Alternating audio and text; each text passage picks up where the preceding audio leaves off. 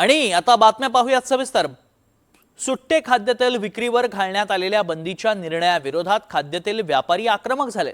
अन्न आणि औषध प्रशासन आयुक्त तुकाराम मुंढे यांच्या निर्णयाच्या निषेधार्थ राज्यभरातील खाद्यतेल व्यापारी नाशिकमध्ये एकवटले। अखिल भारतीय खाद्यतेल व्यापारी महासंघाची नाशिकमध्ये बैठक सुरू असून या निर्णयामुळे पारंपरिक खाद्यतेल व्यापारी, किरकोळ विक्रेते आणि आर्थिकदृष्ट्या दुर्बल ग्राहकांवर गंभीर परिणाम होणार असल्याचा दावा महासंघाने केलाय। या बैठकीत महासंघ कोणती भूमिका घेणार आणि पुढील आंदोलनाची दिशा काय असणार याकडे आता राज्याचं लक्ष लागलंय।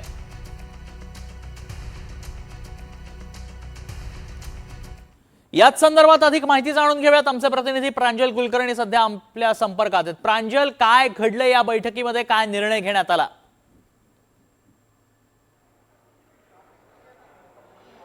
त्यामुळे आपण जर बघितलं तर सध्या खाद्यतेल व्यापारी असोसिएशन जी आहे ती या तुकाराम मुंढेंनी जो काही निर्णय घेतलेला आहे त्या निर्णयाविरोधात कुठेतरी आक्रमक झाल्याचं बघायला मिळतंय।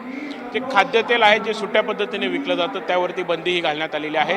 जर तशा तेलाची विक्री केली तर जवळपास 10 वर्षांपर्यंत कारवाईची तरतूद आहे, त्यासोबत दंड देखील करण्यात येणार आहेत। मात्र हा जो काही निर्णय आहे तो अन्यायकारक आहे। त्यामुळे जे किरकोळ विक्रेते असतील, छोटे व्यापारी असतील त्यांच्यावरती अन्याय होणार आहे। त्यासोबतच ग्रामीण भागामध्ये जर बघितलं तर सुट्टं तेल मोठ्या प्रमाणात ग्राहक हे खरेदी करतात, कारण रोजच्या म्हणजे आपण जर बघितलं तर रोज पैसे जे आहेत ते खर्च कमवत असतात आणि त्यामुळे जर बघितलं तर कुठेतरी त्यांच्यावरती अन्याय हा होणार आहे अशी त्यांची भूमिका आहे।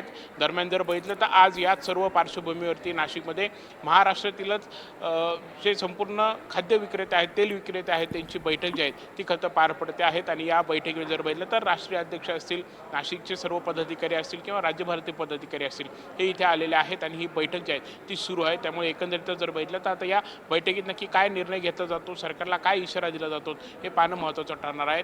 हा निर्णय जो आहे तो तात्काळ मागे घ्यावा, यासोबतच असे काही निर्णय घेताना संघटनेचे पदाधिकारी असतील किंवा इतर व्यापारी असतील यांना कुठेतरी विश्वासात घेतलं जावं अशीच मागणी खरं या पदाधिकाऱ्यांची आहे। नक्कीच धन्यवाद प्रांजल, आपण दिलेल्या सगळ्या सविस्तर माहितीसाठी। त्यामुळे काय नेमका निर्णय होतो हे पाहणं महत्त्वाचं असेल। धन्यवाद।